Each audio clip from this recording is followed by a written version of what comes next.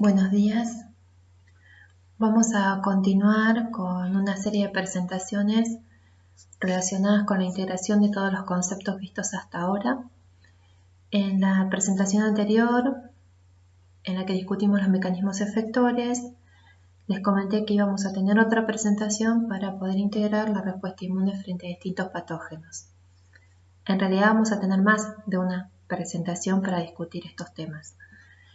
Y hoy vamos a comenzar analizando qué es lo que ocurre frente al ingreso de una bacteria extracelular. Estas bacterias extracelulares causan daño en el hospedador a través de la producción de toxinas o a través de la producción de un proceso inflamatorio sostenido en el tiempo. Cuando existe un daño en el tejido y estas bacterias logran ingresar, las primeras células que van a actuar frente a ese ingreso van a ser los macrófagos residentes en el tejido y también van a actuar las proteínas del sistema complemento. Cuando estas bacterias comienzan a replicarse, comienzan también a activarse los mecanismos de la respuesta inmune innata, en los cuales los macrófagos juegan un rol relevante. Por otro lado, este proceso inflamatorio que se va a generar en este sitio de ingreso de estas bacterias va a conducir a la alteración de la permeabilidad de los capilares y va a permitir la salida de la circulación, la extravasación de los neutrófilos. Y también el exudado de complemento y de otras proteínas antimicrobianas producidas por distintos tipos celulares. Estos macrófagos y estos neutrófilos, que constituyen, como ya habíamos estudiado, el grupo de los fagocitos, van a fagocitar a la bacteria y ese va a ser el principal mecanismo de eliminación de la misma. Vamos a ver también que se va a producir la activación del sistema complemento que va a llevar a favorecer el proceso inflamatorio y también a la formación del complejo de ataque a membrana. Pero ¿de qué manera estas bacterias que ingresan y se comienzan a replicar fuera de la célula, porque recordemos son bacterias extracelulares, van a poder ser reconocidas por estas células del sistema inmune innato? Dijimos que existían receptores de reconocimiento de patrones. Estos receptores de reconocimiento de patrones, que reconocen PAMPs presentes en los microorganismos, van a ser los que van a detectar la presencia de ese patógeno. Como estamos hablando de bacterias extracelulares, los principales receptores de reconocimiento de patógenos van a ser aquellos receptores que se encuentren anclados en la membrana de las células de la respuesta inmune innata, como algunas familias de receptores de tipo TOL, como receptores de tipo lectina y también los receptores de tipo scavenger. Una vez entonces reconocido este patógeno a través de estos receptores, se va a comenzar a desencadenar la respuesta inmune innata. ¿Cuáles son las células entonces que van a participar de esta respuesta inmune innata frente a estas bacterias extracelulares? Recuerdan que hablamos de las células linfoides innatas. Estas bacterias extracelulares van a ser reconocidas a través de estos receptores de reconocimiento de patógenos por los macrófagos y también por las células dendríticas y van a producir estas células una citoquina que es la interleuquina 23. Esta citoquina, la interleuquina 23, va a activar a las células linfoides innatas de tipo 3 que van a producir interleuquina 17 e interleuquina 22. Estas células linfoides innatas de tipo 3 que producen interleuquina 17 van a ayudar a la activación de los neutrófilos. Vamos a ver que esta citoquina es muy importante para favorecer que los neutrófilos se activen. Y recién habíamos comentado que la fagocitosis por medio de los neutrófilos es un mecanismo importantísimo para eliminar estas bacterias extracelulares. Los macrófagos activados secretan una gran cantidad de citoquinas que las tenemos escritas en esta diapositiva. La interleuquina 1, el factor de necrosis tumoral alfa, la interleuquina 6, la quimoquina CXCL8 y la interleuquina 12. Estas citoquinas tienen una importante función en el proceso inflamatorio y ayudan también a desencadenar una adecuada respuesta adaptativa.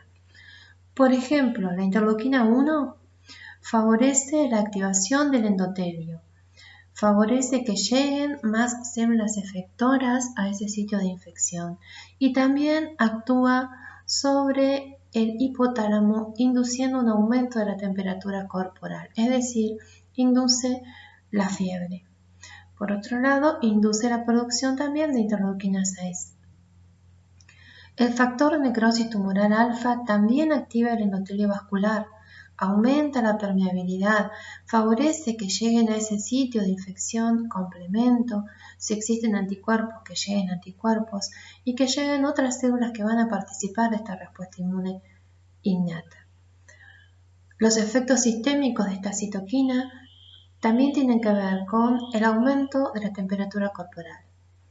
La interleuquina 6 que producen los macrófagos también produce la activación de linfocitos, induce la producción de proteínas de fase aguda que son muy importantes en este proceso inflamatorio. Algunos componentes del sistema complemento forman parte de estas proteínas de fase aguda. La quimoquina CXCL8 es un factor quimiotáctico para reclutar neutrófilos y basófilos y también linfocitos T efectores. Y la interleuquina 12 es fundamental para ayudar a la activación de los linfocitos TCD4 en un perfil TGLPR1 que va a ayudar también a la fagocitosis. Entonces, resumiendo las acciones de estas tres citoquinas, que son las más relevantes, la interleuquina 1, la interleuquina 6 y el factor de necrosis tumoral alfa, podemos ver que actúan a nivel del hígado, induciendo la síntesis de proteínas de fase aguda. Dentro de estas proteínas de fase aguda tenemos la proteína C reactiva y la lectina de unión amanosa, que sirven para activar el sistema complemento y favorecer la opsonización de los microorganismos. Actúan sobre el endotelio de la médula ósea, favoreciendo la movilización de neutrófilos, cuya principal función es la fagocitosis. Van a actuar sobre el hipotálamo, aumentando la temperatura corporal, y van a actuar también sobre grasa y músculo, movilizando proteínas y energías para permitir que aumente la temperatura corporal. Eso entonces ayuda a que disminuya la replicación tanto de virus como de bacterias y que se favorezca el procesamiento de los antígenos. Y por otro lado, estimulan a las células dendríticas para que estas células dendríticas puedan migrar hacia los órganos linfoides secundarios más cercanos, que migren, que maduren y que activen a la respuesta inmune adaptativa. Sobre el hígado, la principal citoquina que va a actuar es la interleuquina 6, que va a producir muchas de estas proteínas de fase aguda que tienen que ver con la activación del complemento. Dentro de estas proteínas de fase aguda dijimos que estaban la proteína C reactiva y la lectina de unión amanosa. La proteína C reactiva se une a fosfocolina presente en la superficie de las bacterias y hace entonces de opsonina. De esa manera, un macrófago la puede fagocitar más fácilmente y también activa al sistema complemento. Por otro lado, la lectina de unión amanosa se une a residuos de manosa de superficies bacterianas y también actúa como opsonina para favorecer la fagocitosis y también actúa activando el sistema complemento. Los neutrófilos que dijimos son importantes para fagocitar. No solamente ejercen este proceso, sino también que conducen o forman los NET, es decir, estas trampas extracelulares que están compuestas por DNA y por el contenido de los gránulos de los neutrófilos que sirven para atrapar a esos microorganismos. Entonces, la activación de los neutrófilos conduce no solamente a ejercer fagocitosis, sino también a la formación de estos NET sirven para atrapar más patógenos. La activación del sistema complemento es clave para actuar frente a estas bacterias extracelulares. El sistema complemento, recordemos, tiene 3 vías de activación. La vía alternativa, que tiene un nivel de activación permanente de muy bajo grado. La vía de las lectinas, que se inicia por el reconocimiento de la proteína ligadora de manosa sobre residuos de hidratos de carbono que tengan las bacterias, y la vía clásica, que inicia con la presencia de complejos antígeno-anticuerpo. Si existen anticuerpos preformados contra estas bacterias o si existen anticuerpos naturales que sean capaces de reconocer algún antígeno expresado por estas bacterias, también se puede activar la vía clásica del sistema complemento. Ambas vías, recordemos, que tienen mecanismos regulatorios para evitar el daño de nuestras propias células. Cuando estas vías se activan, se forman las convertasas de C3 y de C5. Estas convertasas van a generar diferentes productos que van a participar en una forma muy relevante en la respuesta inmune. Por un lado, se va a generar el complejo de ataque a membrana sobre la célula bacteriana, este complejo de ataque a membrana en el cual participan los últimos componentes de esta cascada. Por otro lado, se van a favorecer el reclutamiento de células del sistema inmune a través de las moléculas C3A y C5A, que activan el endotelio, que aumentan la permeabilidad vascular, que ejercen un efecto muy importante sobre los mastocitos, activándolos. Esta activación de mastocitos favorece la liberación de histamina con la consecuente alteración de la permeabilidad del endotelio. Esta alteración de la permeabilidad del endotelio favorece la llegada de células inmunológicas. Por otro lado, también el sistema complemento interactúa con los linfocitos B de la respuesta adaptativa, favoreciendo entonces su activación. Resumiendo cuáles son las funciones mediadas por el sistema complemento: la inflamación, que está mediada por las moléculas C3A y C5A, la ozonización, que está mediada por la molécula C3B, la citotoxicidad de las bacterias, mediada por las moléculas C5AC9, y la potenciación de la respuesta inmune de los linfocitos B a través de la molécula C3BI y sus productos de degradación.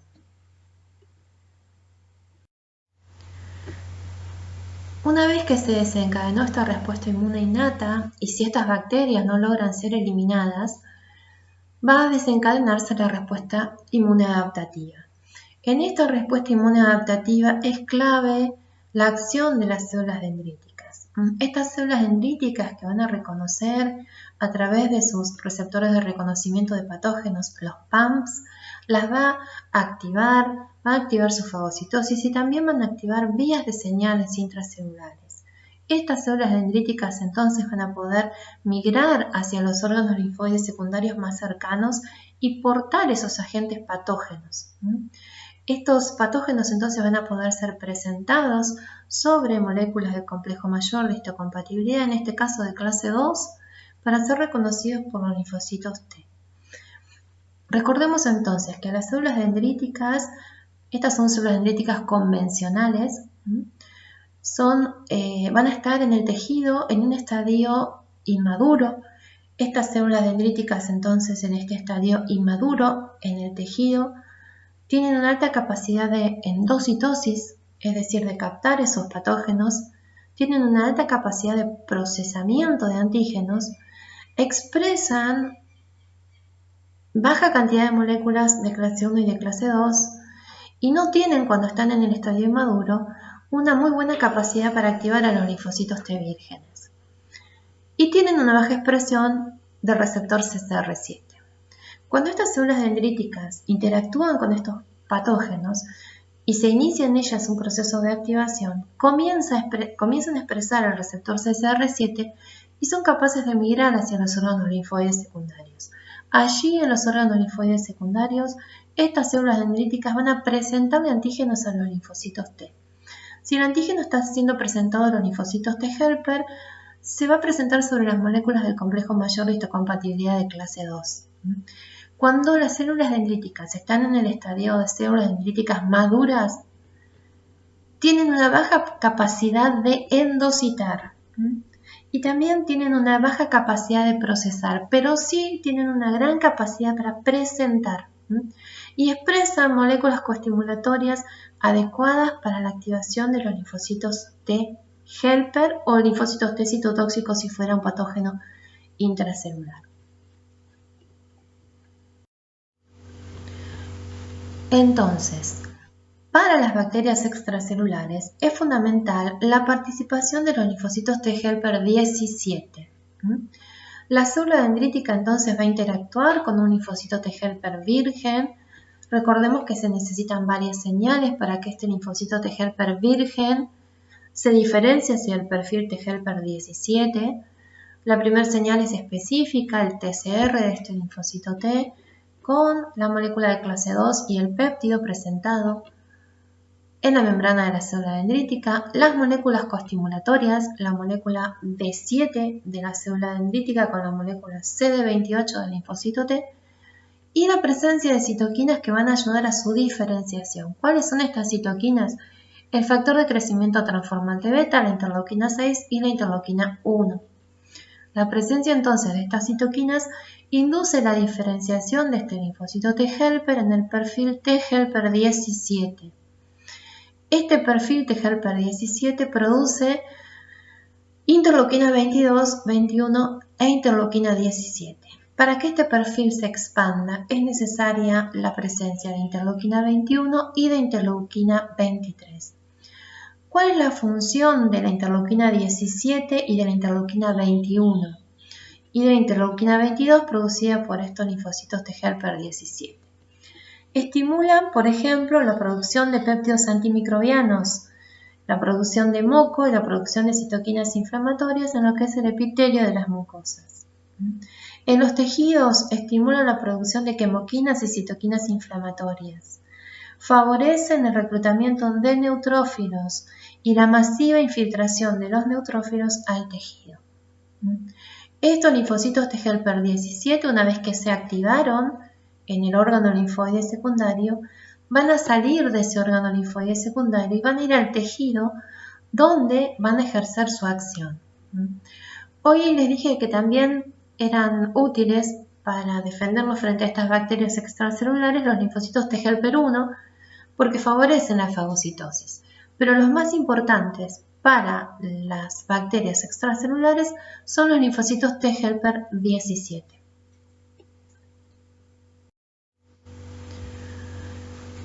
También son importantes los linfocitos B2. ¿Por qué? Porque estos linfocitos B2 van a producir anticuerpos.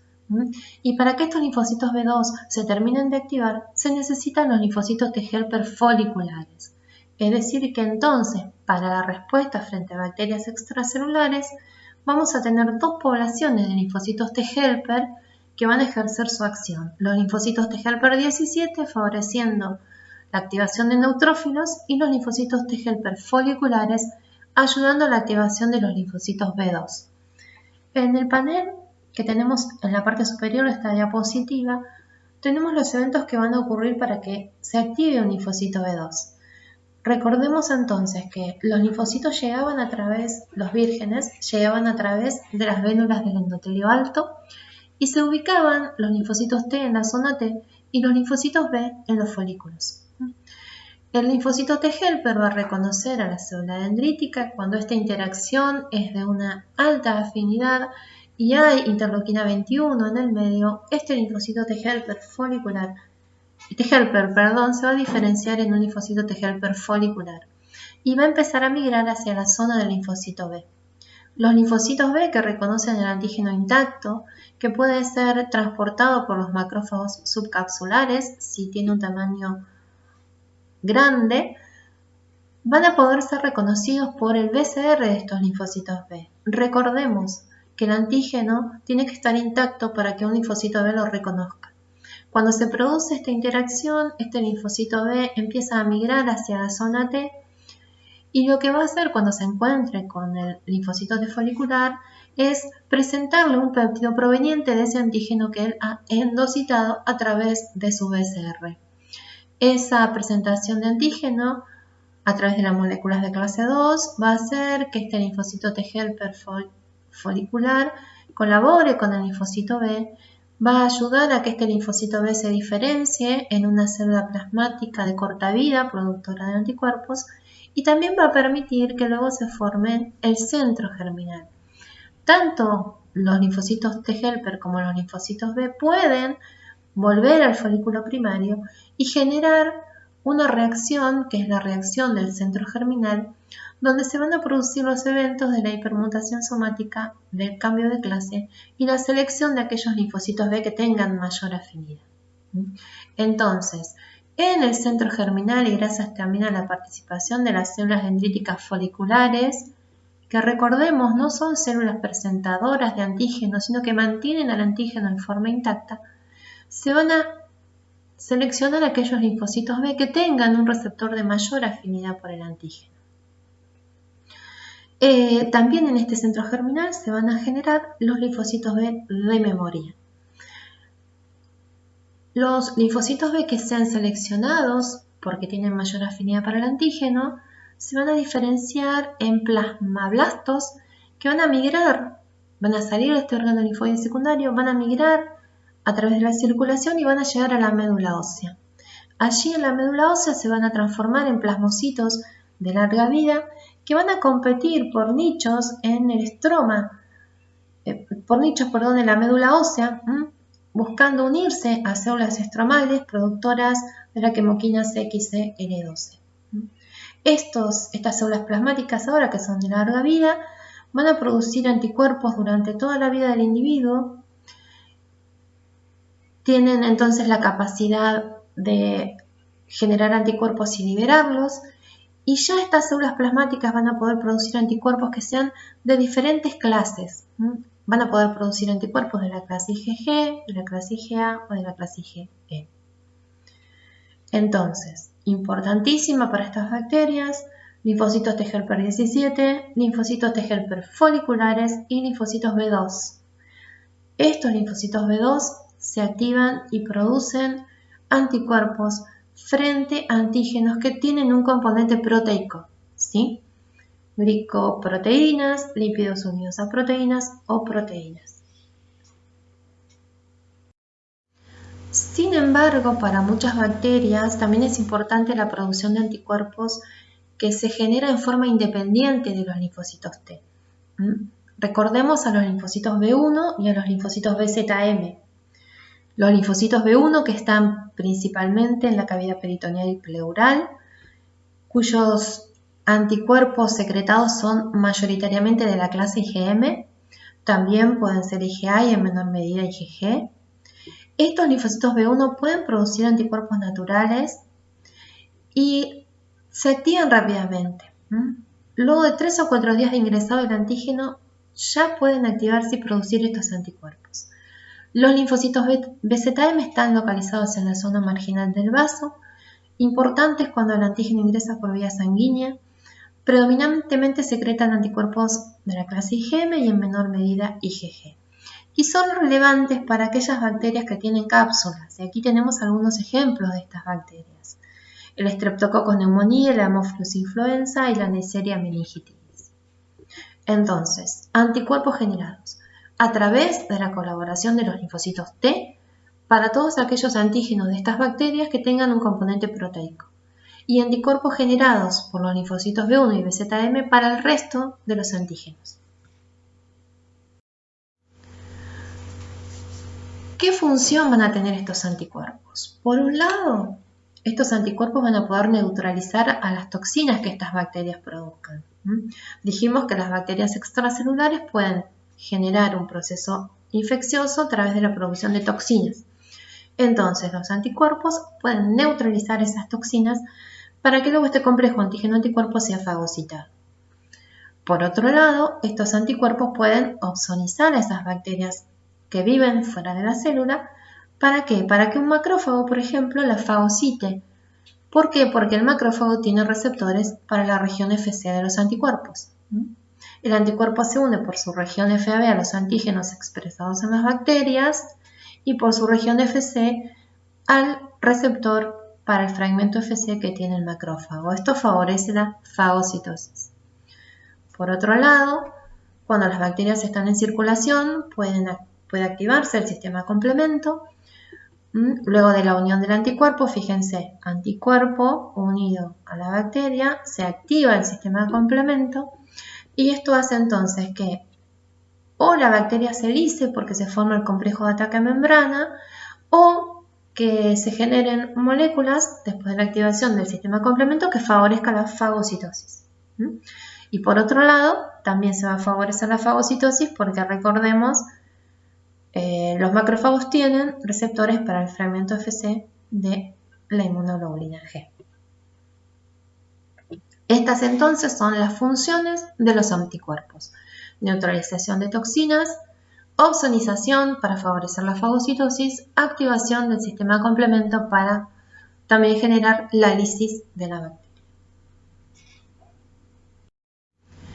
Con esto entonces terminamos de integrar la respuesta inmune frente a estas bacterias extracelulares y vamos a continuar ahora con la respuesta inmune frente a los virus y frente a microorganismos que viven dentro de vesículas. Muchas gracias por la atención.